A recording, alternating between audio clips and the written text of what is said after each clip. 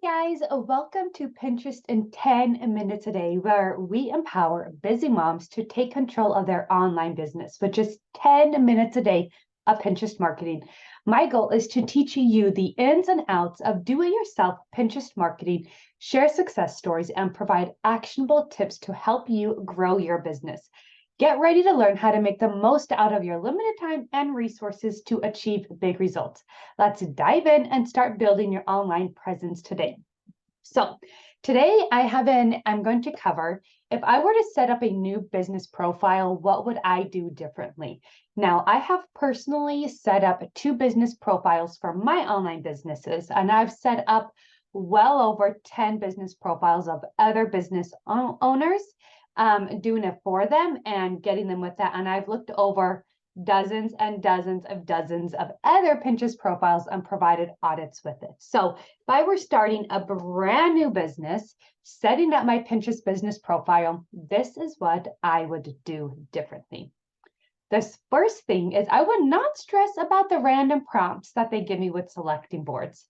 And when you first sign up and add that Pinterest account, they start asking you all these questions and stuff, and none of them ever related to my business or a lot of the other businesses that I worked with, which is super stressful. So what I've learned is to just pick a few more and then move on to the next step. They just want that information to fill your homepage. So when you're picking all those different categories, don't panic like, oh my gosh, there's nothing in my niche. I don't know what to pick.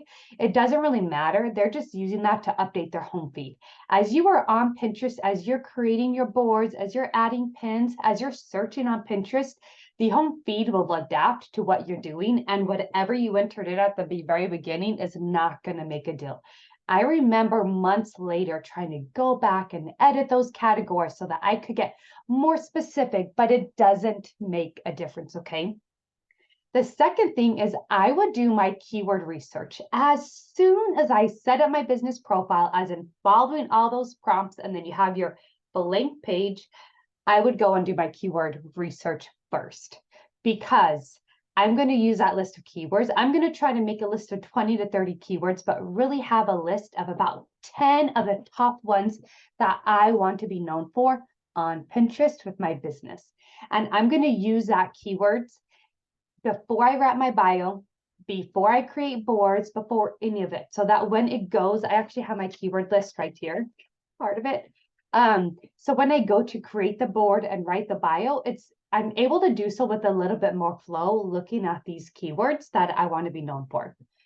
The third thing I would do differently is after I've created my boards, which are keyword related, and after I've pinned about 6 to 10 quality pins from around Pinterest, then I'm actually going to go to my website and I'm going to find my top performing blog post. I use Google Analytics to tell me, but I'm going to perform my top performing blog post. If you don't have blogs, it could be your top performing YouTube videos or podcasts, or maybe your top products or sales pages that you do.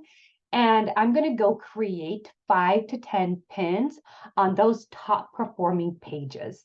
And what this is going to do is, one, it's going to take pages that are already doing good and it's going to boost them. So there's a really good chance that creating pins for those posts that are already doing good are going to take off better than some fresh content you're making.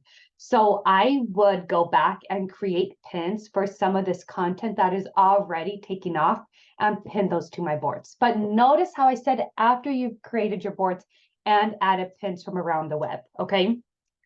If you don't already have 2,000 to 3,000 pins on your Pinterest account, you need to be pinning and repinning from around the web or around Pinterest before using your own pins, okay? But when you go to your website and pin pins, that's different from you uploading pins. And it works a little bit differently in Pinterest algorithm. So the fact that you created your Pinterest account, you've pinned pins to these boards that are super helpful, and then you're going to your website and pinning more pins from your website on blog posts and videos that are already doing well, it's going to boost the profile so much better. And the fourth thing I would do is I would either create my own pin templates or sign up for some free pin templates or buy some pin templates to start using. And then as I create new content, let's say I write one blog post a month, I'm going to make sure I use those templates, and part of my content creation, part of creating that blog post before I hit publish is creating 5 to 10 pins for that blog post, putting a few in the blog post, and then hitting publish, so that there's that system in place for creating new pins for my new content and getting it on Pinterest. Okay, those are the 4 things that I would do if I were to start over setting up a Pinterest profile. Some things you might want to think about, go back and redo or re-edit from when you set up your profile. Now, the action step I want to give you is to do a quick check of your Pinterest profile and make sure you are using the most updated keywords. I actually went and did this a few minutes ago before sitting down to record this. And do some keyword research about some of the seasonal keywords right now, some of the trending ones, the growing ones, the yearly keywords. Do that research. If you haven't done keyword research for your profile recently in the last 3 to 6 months, then I recommend doing it because they change a little bit as the months go on, okay? Get a list of about 10 good keywords and put them throughout your bio, your board titles, your descriptions, and use those in your pin titles, in your pin headlines, in the variety. If you're not sure what I'm talking about, the variety of your pins, go back to my last podcast, my last video.